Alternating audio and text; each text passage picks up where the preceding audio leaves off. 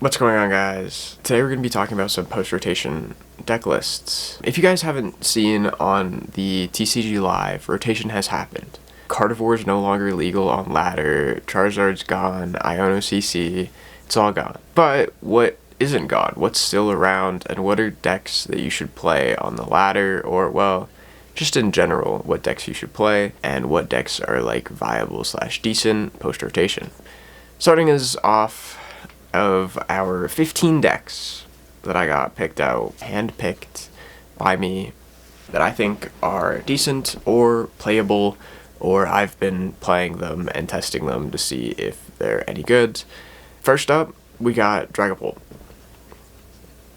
Dragapult is obviously very strong. The deck, it's proven time and time again. Post-rotation, it's still around. Losing Iono's not great, but you still have Unfair Stamp, and you can just stamp people after they KO your Budew on, like, turn 2, and then you just run away with the game, which is just super aggressive, super demanding, and, like, you just steamroll people. Especially having an onboard draw engine through your Dracloaks is really strong. And there's, like, not a lot of draw in the game right now, so the deck is really good. Next up is Mega Lucario. Mega Lucario is another aggressive deck that is doing really well.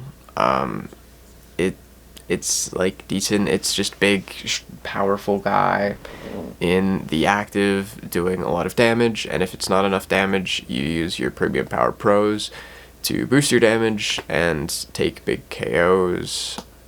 You play lots of Judge and just hope that they don't got it kind of thing. It also has the ability to take prizes in a one prize board state, which is, like, pretty strong in decks these days, because just the prize trades are kind of whack, especially with all these 3 prizers. Yeah. Mega Lucario, strong. You got the Solrock, you got the Lunatone, you got the Hariyama. All good cards, all seem decent. Next up is Grimmsnarl. Grimmsnarl, I think, will remain to be good after rotation. It doesn't lose all that much. It loses, like, Arven. So Arvening for, like, secret boxes, not as easy. But you can play, like, Petrol, Team Rocket's Petrol, and then you can Petrol for secret box, and then get all your guys out. And, like, secret box is still super strong. Munkidori is still super strong. You can play as just a Munkidori Frostlass deck for forever until you need to evolve into your Grimmsnarl, and then you can just start taking aggressive KOs. The deck's still pretty good. Next up, this is sort of the first post-rotation cook, and it is the Mega Diancie Jellicent deck. If you don't know what that is, you play Mega Diancie and Jellicent, and Lily's Clefairy, and then the Psychic Special Energy, the Telepathic Energy, I think it's called. And you just own people by hitting them for weakness. Yeah, Telepathic Energy. And then you use, like, Wondrous Patch and Power Glass to build up your guys, because we've lost the Carnivore. And you still play lots of Munkidoris, like 3 monkeys. And you have, like, Meowth. And Item Lock is strong still, and then you have Latias, and then you get all your guys out with this Psychic Energy, which is super strong. Yeah, the deck's great. Seems decent. Hits the top 2 guys for weakness from being Dragapult and Mega Lucario. Both get hit for weakness from Psychic types because of Lily's Clefairy, and then Mega Lucario is just naturally weak to Psychic. Next up is Enzorwark. Enzorwark had just the recent development of the Enz Zekrom, and that card is strong. Being able to just hit for 250 is quite good, And then there's the Black Belt Mochi that gets you up even higher into, I think, 330. And that's a big number that can one-shot basically anything, or at least like punch them really hard. And then you also have the Darmanitan, so you can do like snipes onto the bench. We do lose reversal energy, so you can't play the Darmanitan just like off of its own, which is like fine, but we lose it, I guess. But the deck still is good, as well as it draws cards. One of the biggest disadvantages I've seen right now is losing Iono and like research. We lose a lot of consistency in decks. So a deck that has a draw engine like End Zoroark will still be pretty strong. Anyway, those are the first 5 decks. The next deck that I got is Mega Venusaur. And I know there's a lot of grass boxes out there, but this, I believe, will be the best of the grass boxes, and that will be a Tank Mega Venusaur build. I've been playing one quite a bit, Mega Venusaur, and it's just like, you just play max consistency, and then Mega Venusaur and 4 Wallies, and then you just try to one-shot all of their guys, and then they try to one-shot you back, and then fail, ideally. Obviously, you lose to fire types, and then anything that can one-shot you, but there's not a lot of that in the format. Maybe Raging Bolt, but Raging Bolt seems not great. And then you also play like Mist for Alakazam, which is another one of those ones that's like not a great matchup, but it is what it is. The next deck is, I guess, a deck that could one-shot a Mega Venusaur, because it could, in theory, one-shot anything, and that is Team Rocket's Honchkrow. I only have a Murkrow on me because I just don't have Honchkrows yet. I think that deck is pretty decent. I played against one in locals recently, actually, and it seems fine. The Team Rocket's engine is always going to be good because it's like super consistent, and then just having the ability to one-shot anything seems decent. You can brick at the end of the game, but just don't, and you'll win. The next up-and-coming single prize deck is this Okidogi with Barbaracle to accelerate energies onto it, and you can just like attach the dark and then accelerate some fighting energies, and then it plays as like a 1 prize deck that has 230 HP and then can swing for 170, two-shotting most things, or there's actually quite a few things that are weak to fighting, like the Pheasantipede and these new Meowth, and even like Mega Kangaskhan are weak to Okidogi, so they can get one-shot by a good punch. By a good punch. So the deck's like not bad. And then there's obviously like Munkidori still around for the Dragapult matchup, which is probably your hardest matchup, but I think it's still viable. And then you have like your legacy energy, so they have to take 7 prizes, and you play like a 7 prize game, and then it's like not too bad. So they have to take 7 knockouts, and then you don't, in theory. Next up is Alakazam. This is a Dudunsparce, because this is the main engine of the deck, I think, and it's the only way that Alakazam is still viable. I think Alakazam is decent, especially with the new Psychic Energy. You could just get out your Abras and then play less through the Dudunsparce. I know, I just put one there. But you can play it less through the Dudunsparce with the Telepathic Energy, because you can just get Abras out and then play like more Dawns to just like evolve and get your guys out. And your attachment for turn also gets you basics, which is strong. So you're not having to draw into things that you need. You can draw into cards that you don't need and then play them and keep them in your hand. And just like one-shot things. And then the only thing that you lose to is like Judge and like Mist Energy, but you should probably end up playing like 4 Enhanced Hammers and then just play around Judge. You can put like the Dunsparces on the bench and not draw with them. It's possible to play around it. Yeah. The next deck, I actually got 2 cards to show you guys, and that is Lily's Clefairy and Ogerpon. This is what I'm going to call Lily's Ogerpon, which is you just play Teal Mask Ogerpon and Lily's Clefairy and swing for huge numbers by filling up your bench with Area 0 on the Lily's Clefairy, and then you play like Latias and Meowths.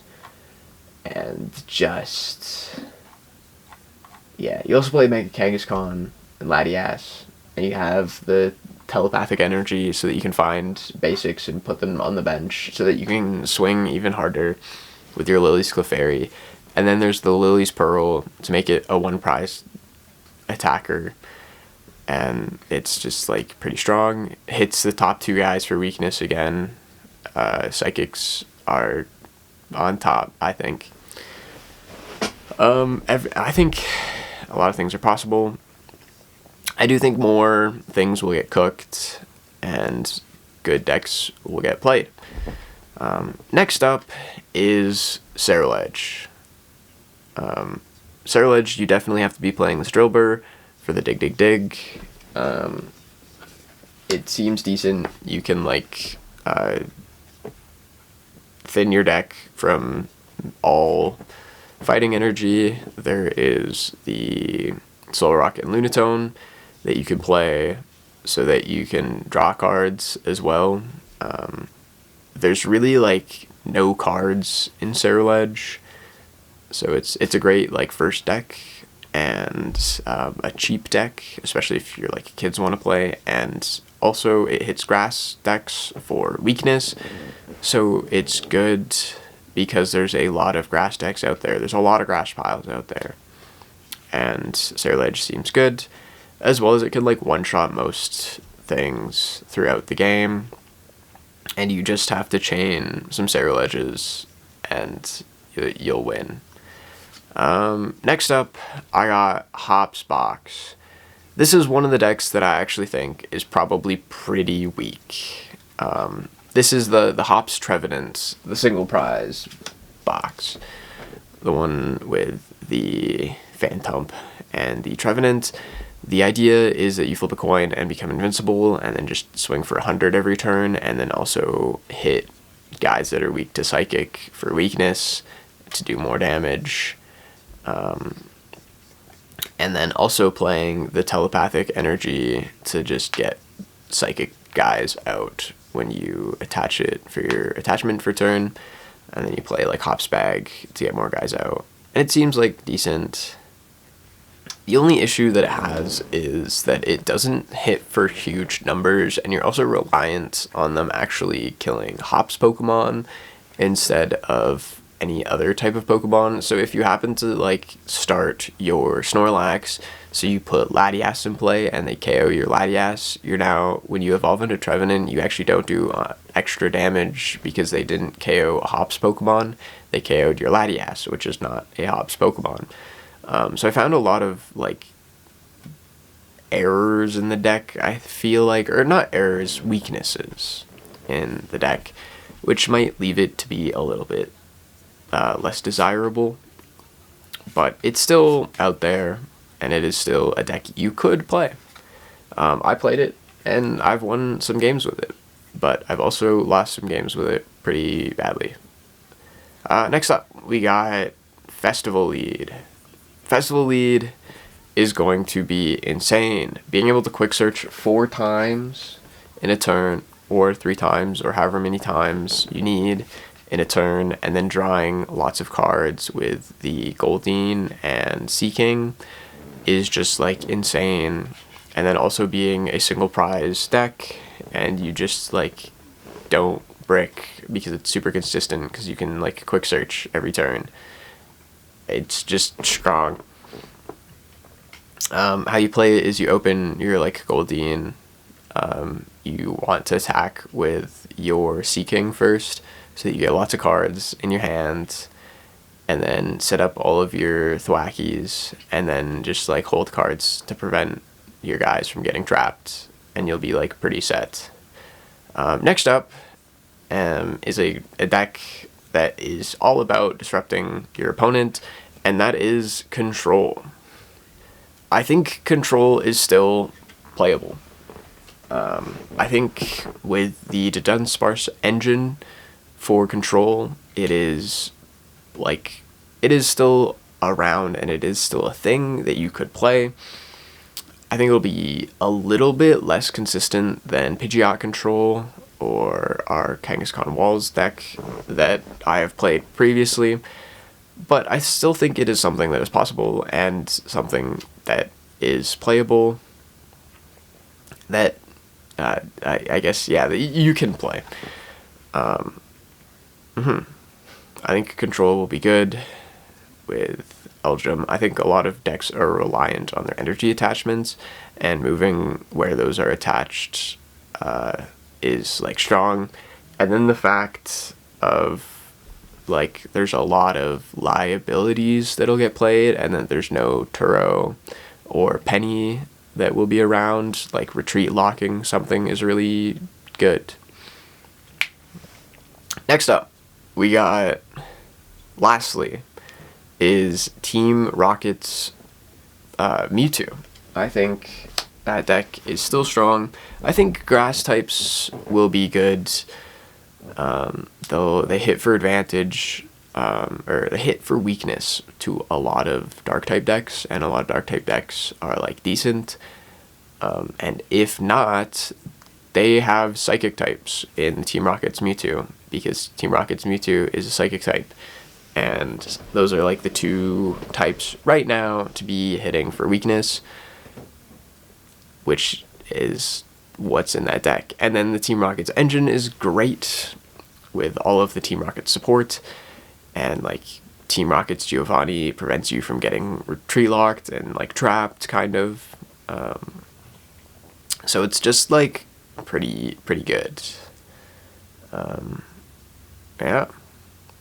Anyway, those are my decks that I will be playing post rotation. I'm gonna try to stream tomorrow, which I guess if this comes out today, it'll be tomorrow. But if this doesn't come out today, this will be useless.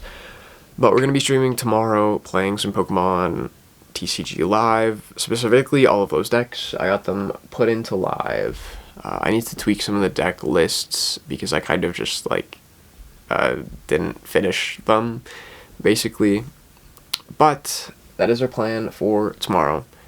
I hope you guys tune in. I hope you guys watch. We'll be there. Peace. As well as leave a comment on what decks you want me to go in depth on, and maybe do some list breakdowns of what I would include and what I wouldn't include, including some maybe like strategies or lines that the decks have. Leave a comment if you want to see that kind of thing. Now, bye for real.